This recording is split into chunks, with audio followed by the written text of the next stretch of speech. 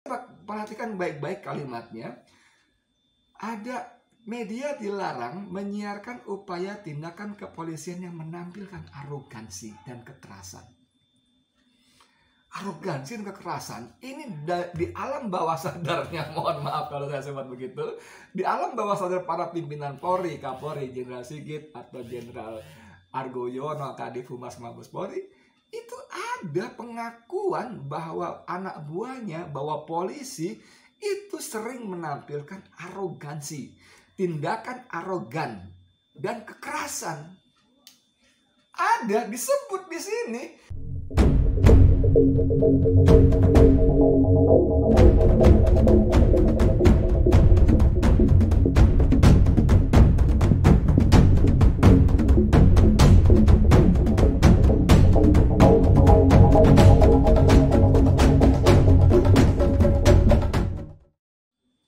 Assalamualaikum warahmatullahi wabarakatuh. Saudara, dengan saya lagi Edi Mulyadi dari Forum News Network FNN. Saudara, kemarin tanggal 6 kita disuguhi dua berita sekaligus berturut-turut hanya selang dalam hitungan jam. Itu yang pertama bikin kita marah, publik marah, jurnalis marah. Yang kedua disusul dalam hitungan jam kita bersyukur, alhamdulillah. Gimana tidak ya? Berita pertama adalah tentang bagaimana Kapolri Jenderal Listio Sigit Prabowo menerbitkan surat telegram. Telegram yang ini saya bacain, saya tampilkan saja ya. Ini iklannya sebel banget nih. Nah, nih. Kapolri terbitkan telegram, larang media siarkan arogansi dan kekerasan polisi. Oke. Saya bacain aja. Kapolri Jenderal Listio Sigit Prabowo menerbitkan surat telegram yang mengatur soal pelaksanaan peliputan bermuatan kekerasan yang dilakukan polisi, strip, dan atau kejahatan dalam program siaran jurnalis di seluruh wilayah tugas barangkali gitu ya. Monggo silakan. Ada 11 poin yang diatur dalam telegram itu. Salah satunya, media dilarang menyiarkan tindakan kepolisian yang menampilkan arogansi dan kekerasan. Karena itu, media diimbau menayangkan kegiatan kepolisian yang tegas tapi humanis. Peraturan itu dibuat berdasarkan Undang-Undang Nomor 14 Tahun 2008 tentang Keterbukaan Informasi Publik. Perkap itu Peraturan Kapolri Nomor 6 Tahun 2017 tentang susunan organisasi dan tata kerja satuan organisasi pada tingkat Mabes Polri, dan Peraturan Komisi Penyiaran Indonesia Nomor 01/P/KP/03/2021. Ya, tentu saja kita merasa gimana ya. Karopenmas itu Kepala Biro Penerangan Masyarakat Mabes Polri di Divisi Humas Polri, yaitu Brigjen Rusdi Hartono, mengatakan telegram itu dikeluarkan agar kinerja polisi semakin baik. Gitu. Dan ada 11 itu yang pertama, media dilarang menyiarkan upaya atau tindakan kepolisian yang menampilkan arogansi dan kekerasan. Diimbau untuk menayangkan kegiatan kepolisian yang tegas namun humanis. Yang pertama nanti kita bahas. Yang kedua, tidak menyajikan rekaman proses integrasi kepolisian dan penyidikan terhadap tersangka tindak pidana. 3. Tidak menayangkan secara terperinci rekonstruksi yang dilakukan oleh kepolisian. 4. Tidak memberitakan secara terperinci reka ulang kejahatan meskipun bersumber dari pejabat kepolisian yang berwenang dan atau fakta pengadilan. 5. Tidak menayangkan reka ulang pemerkosaan dan atau kejahatan seksual yang terus 6, 7, sampai 11. Jadi yang memicu keributan adalah terutama poin pertama sebetulnya, tapi ya yang lainnya juga masuk juga. Bayangkan misalnya dari Kontras ya, Kontras itu langsung melayangkan protesnya. Kontras nilai telegram Kapolri membahayakan kebebasan pers. Oke. Jadi Wakil Koordinator Komisi untuk Orang Hilang dan Korban Tindak Kekerasan atau Kontras, Rifandi Anandar, menilai penerbitan surat telegram Kapolri mengenai larangan media menyiarkan arogansi dan kekerasan polisi berpotensi membahayakan kebebasan pers. Lanjut, ST atau surat telegram tersebut berbahaya bagi kebebasan pers karena publik diminta percaya pada narasi tunggal negara, sementara polisi minim evaluasi dan audit atas tindak tanduknya, baik untuk kegiatan ruling maupun daring. Ruling itu luar jaringan atau yang kita biasa sebut offline. Daring itu dalam jaringan yang biasa kita sebut dengan online. Jadi kata Rifandi ini, ST tersebut berbahaya bagi kebebasan pers karena publik diminta percaya pada narasi tunggal negara. Tentu yang dimaksud polisi. Sementara polisi minim evaluasi dan audit atas tindak tanduknya, baik untuk kegiatan luring maupun daring. Ini kontras, kontras. Diksi yang digunakan memang langsung menohok ke pokok persoalan. Tidak basa-basi, tidak mutar, tidak pakai kalimat-kalimat diksi yang eufemisme, yang penghalus-penghalusan. Langsung aja dia, jelas-jelas ya. Ia mengingatkan bahwa saat ini tingkat kepuasan publik terhadap kinerja polisi tengah menurun. Dan yang dilakukan Polri seharusnya tidak dengan menutup akses terhadap media.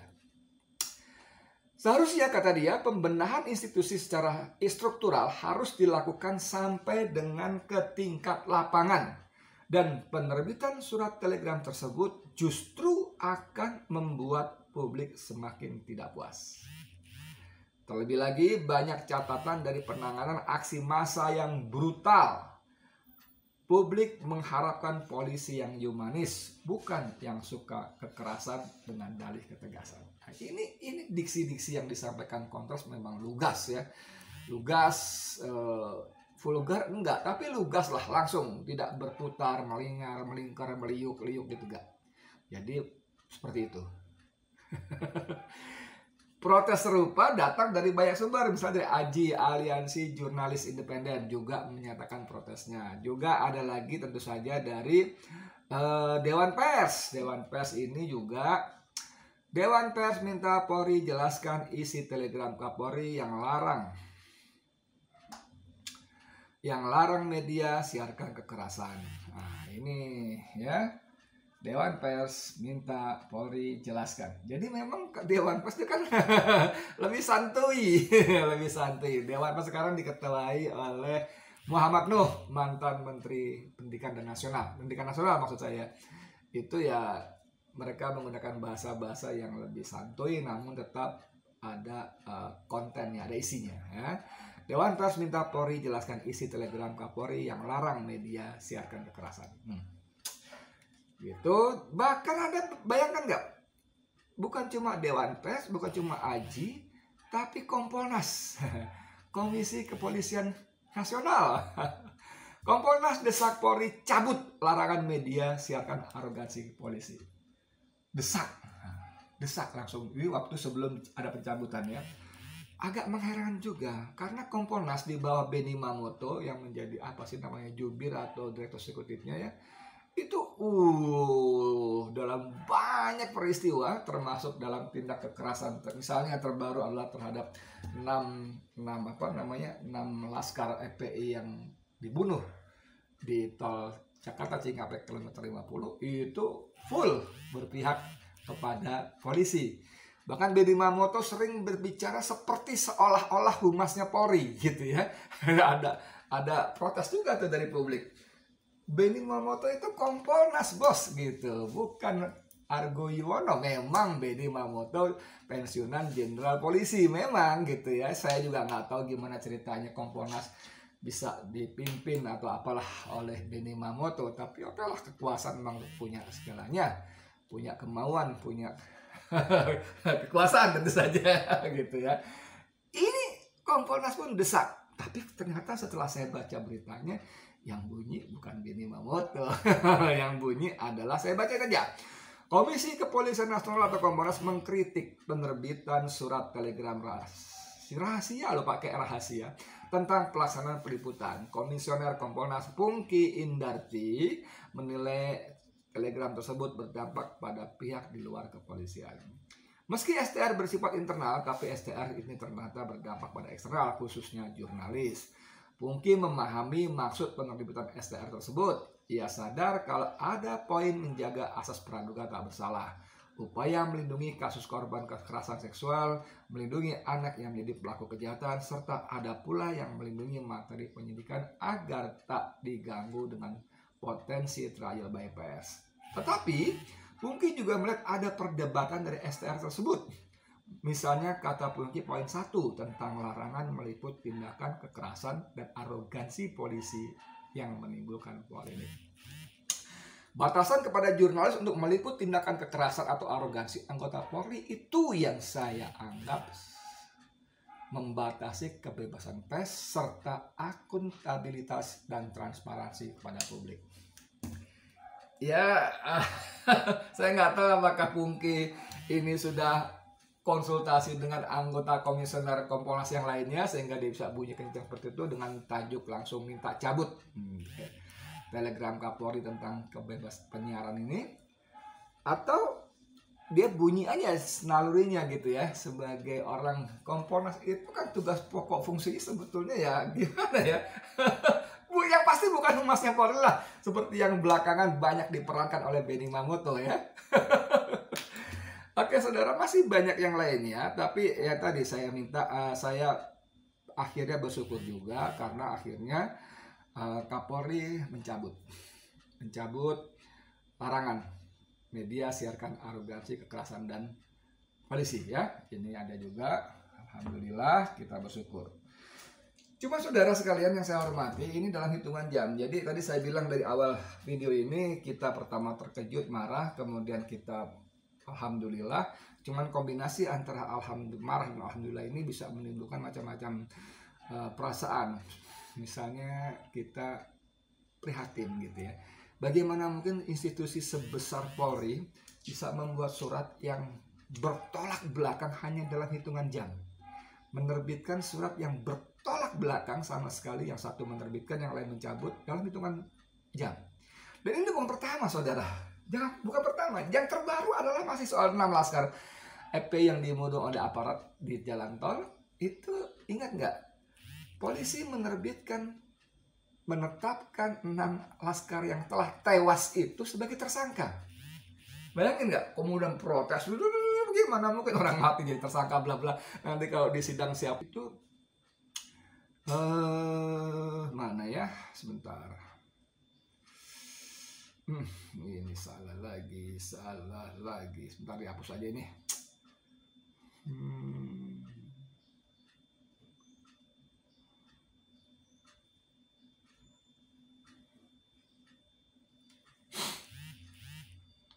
Ya, masuk lagi ya, tadi telah dihapus ya. Berikut isi lengkap instruksi Kapolri kepada jajarannya. 1. Media dilarang menyiarkan upaya tindakan kepolisian yang menampilkan arogansi dan kekerasan. Diimbau untuk menayangkan kegiatan polisi yang tegas namun humanis. 1. Telegram ini melarang media menyiarkan arogansi dan kekerasan polisi. Itu jelas-jelas membatasi tugas-tugas jurnalisme. Tugas-tugas jurnalistik maksud saya. Dan memang dari konsiderannya tidak ada dicantumkan dari, seperti saya baca awal tadi, tidak ada dijadikan Undang-Undang Nomor 40 Tahun 99 tentang pers sebagai salah satu konsideran. Tidak ada. Yang ada Perkap, Peraturan Kapolri, yang ada surat KPI, apalagi dan sebagainya. Nggak ada. Padahal jurnalis itu adalah profesi yang tugas-tugasnya dilindungi oleh undang-undang. Bahkan ada satu pasal yang menyebutkan bahwa siapa saja pihak atau seseorang yang menghalang-halangi tugas jurnalistik bisa diancam oleh sanksi hukuman, baik hukuman penjara, pidana, atau hukuman denda. Tapi memang itu tidak membuat berarti wartawan boleh sok-sokan, sewenang-wenang, semau-maunya sendiri. Bahwa wartawan itu terserah gua, nggak bisa, bos. Kita jurnalis juga dibatasi dengan undang-undang. Ada larangan-larangannya. Kita tidak boleh menyiarkan berita bohong, fitnah, kebencian, sara, dan nggak boleh. Nggak boleh, bos. Jangan sok-sokan juga jadi wartawan. Juga kita terikat dengan kode etik jurnalistik, yang walaupun itu tidak ada sanksinya, tapi etika ini, sanksi etik ini mestinya lebih apa ya, lebih mengikat kita dan sebagai jurnalis. Oke, itu yang pertama. Yang kedua, coba perhatikan baik-baik kalimatnya. Ada media dilarang menyiarkan upaya tindakan kepolisian yang menampilkan arogansi dan kekerasan. Arogansi dan kekerasan ini di alam bawah sadarnya, mohon maaf kalau saya sebut begitu, di alam bawah sadar para pimpinan Polri, Kapolri, Jenderal Sigit atau Jenderal Argo Yuwono, Kadif Humas Mabes Polri, itu ada pengakuan bahwa anak buahnya, bahwa polisi itu sering menampilkan arogansi, tindakan arogan dan kekerasan. Ada disebut di sini, tapi karena semangat untuk melindungi korps gitu barangkali ya, untuk menutupi korps, maka dia bikin surat telegram yang menyatakan melarang media menyiarkan arogansi dan kekerasan polisi. Kan gila gitu kan sebetulnya kan. Di satu sisi dia mengakui polisi anak buahnya arogan dan bertindak kekerasan, tapi untuk melindungi, menutupi, media dilarang menyiarkan sehingga publik tidak tahu. Nah, ini dua hal yang kontradiktif sebetulnya. Mestinya Pak Mas Sigit, Jenderal Sigit, kalau sampean menyadari ada arogansi dari anak buah Anda di lapangan, sampean menyadari ada tindak kekerasan anak buah di lapangan, itu bukan ditutup-tutupi dari publik. Bukan, tapi lah sampean melakukan pembinaan yang benar kepada anggota yang bertindak arogan. Merangi, menghilangkan mungkin nyaris mustahil, mengurangi arogansi dan kekerasan polisi terhadap publik pada rakyat. Itu bukan dengan menutup-nutupi pemberitaannya, melarang pemberitaannya, bukan. Tapi lakukan, beri sanksi yang tegas dan keras. Lalu umumkan kepada publik bagi anggota yang melakukan kekerasan dan arogansi kepada rakyat. Itu baru namanya cerdas. Itu namanya top. Gitu, bukan ditutup-tutupi. Piye toh? Tapi oke lah.